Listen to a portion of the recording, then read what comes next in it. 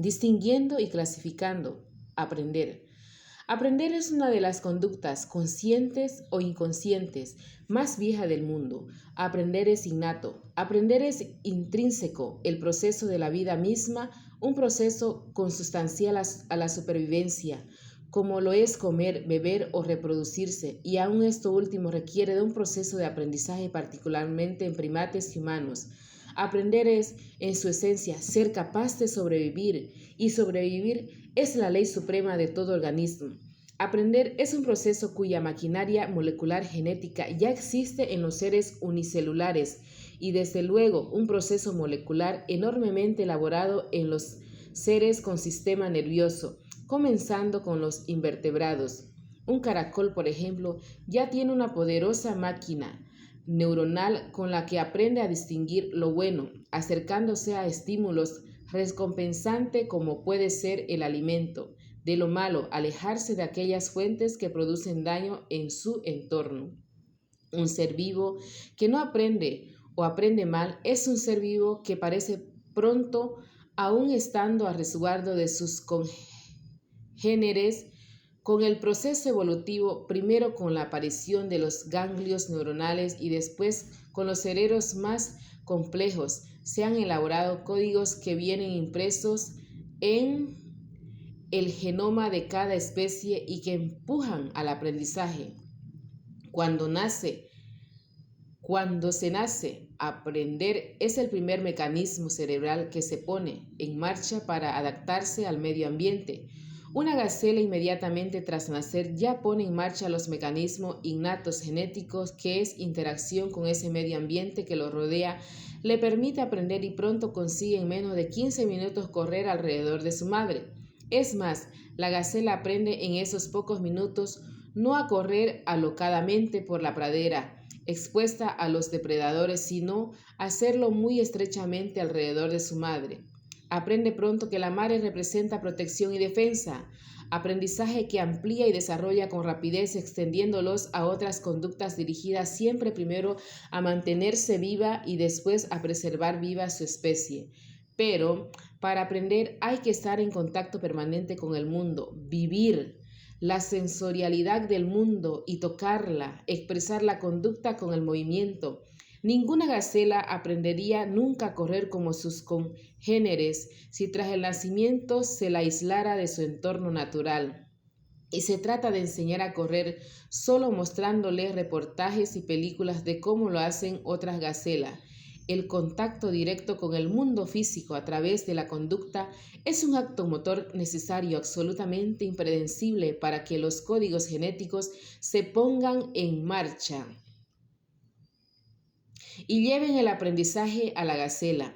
Y esto incluye, como ya se ha señalado, a toda otra serie de ingredientes necesarios para aprender que van desde el componente sensorial y emocional al componente motor. En su esencia, el proceso de aprendizaje básico del ser humano no es muy diferente al de la gacela, y esta es ya una enseñanza que proviene no solo de la biología molecular y el conocimiento de cómo funciona el cerebro, sino el conocimiento del propio proceso evolutivo, y es que la gacela y el niño, o para el caso de cualquier mamífero, comienza aprendiendo a través del juego. El juego en el niño se produce utilizando esos mecanismos de la curiosidad que están conjuntados, ya lo hemos dicho en capítulos anteriores, con la emoción, la recompensa y el placer. El juego es el mecanismo inventor por naturaleza a través del cual el niño aprende y adquiere habilidades y capacidades de un modo eficiente y que les hace más apto en el mundo. Es el proceso por el cual en las primeras edades se realizan casi todos los aprendizajes positivos posibles. Solo hay que observar la conducta de un niño de 2 o 3 años ante un juguete. Lo que el niño está haciendo en su juego es obedecer a mecanismos de su cerebro que le llevan a experimentar en todo aquello que le resulta curioso y con ello aprender del mundo, aprender a tomar medida motora de las distancias entre los objetos y entre su propio cuerpo y los objetos que hay alrededor, y construir programas neuronales en su cerebro que utilizará más adelante para realizar con seguridad y precisión una determinada conducta. Y del mismo modo que las habilidades motoras, el niño desarrolla las habilidades perceptivas discriminativas despertadas por los estímulos sensoriales que le rodean a través de la visión o el tacto.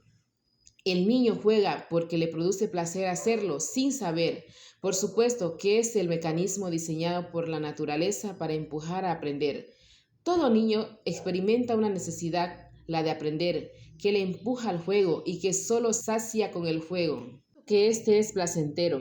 El placer es el mecanismo último con el que se disfraza el aprendizaje, que es lo que le permitirá conseguir los objetivos que la naturaleza le demanda. Lo mismo que cuando siente hambre le empujan a comer. El juego, pues, es el mecanismo mismo mediante el cual el niño aprendiendo cambia su propio cerebro y con ello enfila su camino hacia la pubertad, la adolescencia y la juventud. Aprender es una esencia, el proceso en virtual del cual se asocia cosas, sucesos en el mundo. Se distinguen cosas, perros, de gatos y de sillas. Se clasifican cosas, animales, de objetos, y gracias a lo cual adquirimos nuevos conocimientos. Valga como ejemplo más interesante y significativo el siguiente experimento realizado por sí mismo. Si a un mono se le muestra una jeringa y luego se le aproxima a la boca y con ella se le da a beber un líquido azucarado, el animal pronto asocia la forma de la jeringa con algo bueno y placentero. El mono, cada vez que se repite esta operación, se abalanza por la mano, coge la jeringa y se la acerca a la boca. Si tratas este aprendizaje a este mismo mono, se le muestra de modo alternativo dos jeringas, esta vez de colores distintos, una blanca o gris y otra de color azul, conteniendo la primera el líquido azucarado y la segunda una solución salina, que es un líquido aversivo para el animal. Al principio, responde ante la visión de ambas jeringas como si las dos contuviesen el líquido azucarado. Tras probar el contenido de las dos jeringas varias veces, al cabo de algún tiempo el mono se abalanza sobre la primera jeringa, pero no sobre la segunda que rechaza. El mono ha aprendido claramente a distinguir entre el color de las dos jeringas y las ha clasificado basándose en su significado bueno o malo y sus colores. Pero también es aprendizaje, desaprender una respuesta previamente aprendida. Por ejemplo, si a un mono en el laboratorio se le muestra una cacahuete cuya forma no ha visto nunca antes y se le da a comer, rápidamente aprende a reconocer su forma y asociarlo como algo bueno, comida, y cada vez que se le muestre se abalanza sobre él, lo coge en las manos y se lo lleva a la boca. Pero si a ese mismo mono se le trata o se le muestra el mismo cacahuete y no se le deja cogerlo, y esa frustración y esa frustrante operación se le repite durante varias veces, el mono pronto aprende que aquel cacahuete ya no representa la comida y deja de interesarse por él. El mono ya no asocia el cacahuete con el refuerzo. Aprender y sus mecanismos es la esencia de todo este libro, y por ello el aprendizaje de una u otra forma o perspectiva se encuentra esparcido a lo largo y ancho de cada capítulo. En el capítulo 3, por ejemplo, vimos que el niño aprende temprano desde el mismo nacimiento, si no antes de mucha manera. Aprende de modo computacional inconsciente nada más nacer. Aprende mimetizando lo que hacen los padres, maestro u otros niños. También lo hemos comentado, aprende a compartir y ver en los demás otros que son como él y mismo pero diferente y con los que se comunica primero a través de la emoción y la empatía y luego con la palabra. Y aprende al mismo tiempo que esto último a distinguir, clasificar y adquirir conocimiento que le lleva a saber que es un niño y no un gato, y que un gato no es un pájaro, y que entre los gatos los hay grandes, enormes y con manchas que se llaman tigres, y otros pequeños de colores, formas y conductas diferentes, y es con ese proceso de clasificar y subclasificar con el que se expande su conocimiento consciente en el mundo. Pero el niño también aprende cómo mover los brazos de modo coordinado, aprende a mantener la postura erecta, se aprende a ser preciso en los movimientos que nos llevan a coger las cosas de nuestros entornos con seguridad, se aprende a hablar y a manejar el idioma materno con soltura e incluso otros idiomas al mismo tiempo, y se aprende a montar en bicicleta o a caballo y a conducir un coche. El ser humano en particular es una máquina de aprender constante, desde el nacimiento hasta la muerte, y es a través de todos estos aprendizajes que el ser humano cambia constantemente su conducta y su pensamiento como consecuencia de cambiar su propio cerebro. Ya hemos visto que hay muchos tipos de aprendizaje. Uno del que somos conscientes mientras aprendemos a asociar ideas, sacar un hilo de razonamiento con ellas, deducir, comparar, hacer matemáticas, es decir, un proceso que requiere la asociación de hechos y sucesos con el tiempo y que podemos evocar y contar tras memorizarlo. Es el aprendizaje explícito. Su sustrato neural está radicado en muchas áreas de la corteza cerebral, corteza prefrontal y temporal, y también del sistema límbico, hipocampo. Y otro, el aprendizaje implícito, que es inconsciente, es decir, en él no se puede evocar verbalmente lo aprendido, pues no requiere de los procesos cognitivos constantes del aprendizaje explícito. En este aprendizaje implícito el proceso es automático y requiere tiempo y repetición, y con él se adquieren habilidades visuomotoras, motor en bicicleta o como montar en ella. Participar en el áreas cerebrales como la corteza cingulada anterior, los ganglios basados, cerebelo y corteza premotora. En este último, un aprendizaje filogenéticamente antiguo ya ocurre en los animales desde hace millones de años. Por ejemplo, la adquisición de muchos hábitos es un mecanismo de aprendizaje inconsciente. El individuo no sabe propiamente que está aprendiendo, como tampoco lo sabe el niño cuando está jugando y aprendiendo a medir distancia entre los juguetes que utiliza y que están esparcidos a su alrededor. Si alguien se dedica a pilar troncos por primera vez en una leñera y lo hace de una manera ordenada y todos los días, al cabo de poco tiempo lo hará más rápido y con más eficiencia.